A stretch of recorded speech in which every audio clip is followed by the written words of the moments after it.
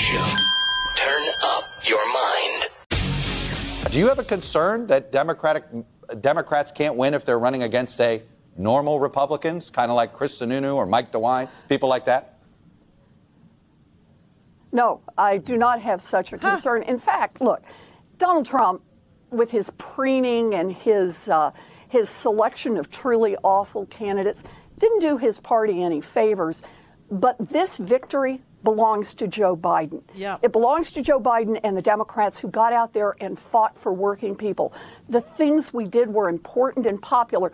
Remember, right after Joe Biden was sworn in, all of the economists and the pundits in his ear who were saying, go slow, go small, Joe Biden didn't listen to them. And in fact, he went big. He went big on vaccinations. He went big on testing, but he also went big on helping people who were still unemployed, on setting America's working families up so they could manage the choppy waters in the economy following the pandemic. And then with the Inflation Reduction Act, we delivered again and delivered big. You know, $35 cap on insulin.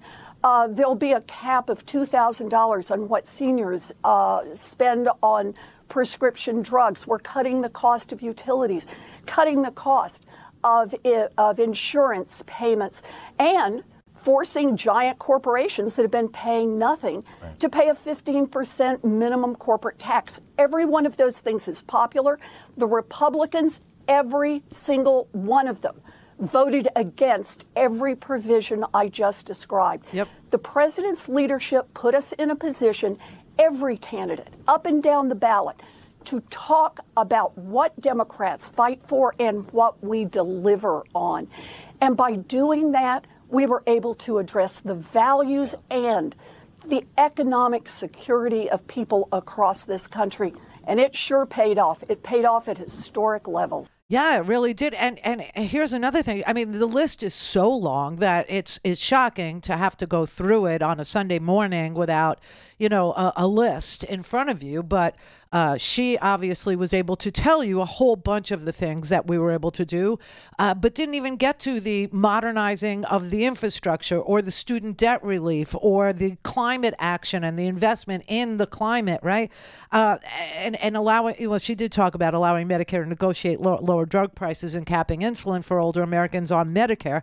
The 15% minimum tax by billionaire corporations.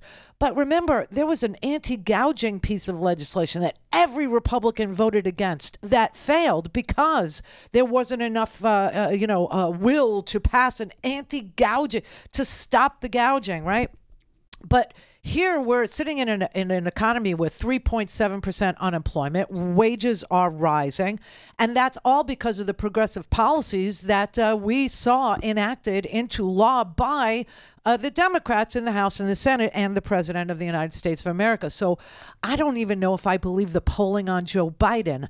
I don't even know if Joe Biden's, disapprove is as high as they say it is, or his approve is as low as they believe it is. It just doesn't make any sense to me that all these young people showed up because they were interested in lowering carbon emissions. They were interested in reducing, the student debt burden that 40 million of our kids carry on their backs.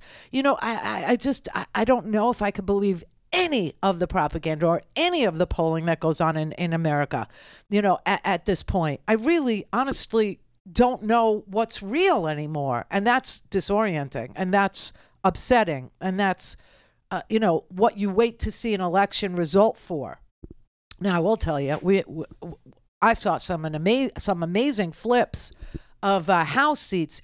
One of the best stories that there is, one of the stories that illuminates what's really going on with regard to MAGA and maggots and the anti-Trump movement, the Trumpster fire that is Donald Trump, the loser, who's only, like I said, the only thing he ever won was 2016. In his midterms, he lost a whole crap load of seats, right? Then he lost his reelect, and now he's lost again. He picked all these candidates. He picked all these, lunatic, fringy senators and election deniers. And, he picked Secretary of State candidates. He picked governor candidates. And he lost. He lost. And he keeps losing, and he will lose if he runs again, which tomorrow they say he will announce that he's doing.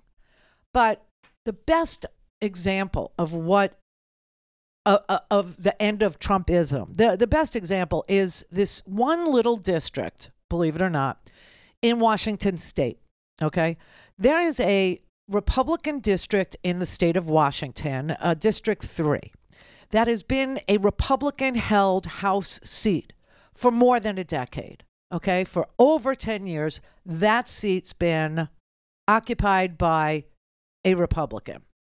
And it was occupied by Jamie Herrera Butler. I don't know if you remember her name or not.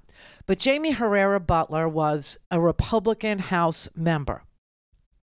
When she was presented all the evidence in the second impeachment of Donald Trump that had to do with the insurrection, she voted to impeach him as a Republican. And as you know, Adam Kinzinger and Liz Cheney and Jamie Herrera Butler all lost their seats because they were Republicans who voted to impeach Donald Trump. Jamie Herrera Butler lost her seat because Donald Trump primaried her. He sent this radical lunatic election denier, a real fringy Trumpster named Joe Kent, to primary Jamie Herrera Butler after she voted to impeach as a Republican. And so she lost her seat in the primary. And Joe Kent became the Republican nominee for that seat. The Democrat in that race is a rural girl who literally is like a logger. She had by all accounts, she had a 2% chance of winning that seat as a Democrat. A 2% chance. Her name is Marie Gluesenkamp Perez. The Democrat Marie Gluesenkamp Perez defeated Donald Trump's election denier pick, Joe Kent, after Joe Kent primaried the Republican Jamie Herrera Butler out of her seat. Okay? And she won. The Democrat won that seat that's been in Republican hands for 10 years. And she is now going to Congress, and that seat flipped from Republican to Democrat because Trump. Because Trump, flipping a seat that had been held by a Republican for more than 10 years. That should tell you just about everything about normal Republicans, normal Republican voters, people in this country who might believe that, they're anti-tax, or might believe that there's too much government in their lives, or whatever, but don't believe in this Trumpism. Don't believe in election denying, don't believe in destroying democracy, don't believe in spending money you don't have, don't believe in holding the debt ceiling hostage, don't believe in shutting down the federal government, don't believe in radicalism, don't believe in extremism, don't believe in bullying children as a platform. And that's how you know it's over.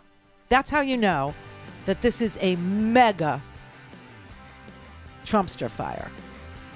That this is a complete repudiation of Donald Trump's crappy leadership.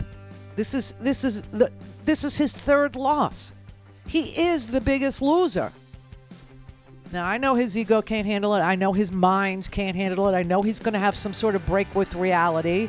I understand that he's a legitimate malignant narcissist, which is, a contagion, as you can see. People who get into the orbit of a malignant narcissist have their lives ruined as well.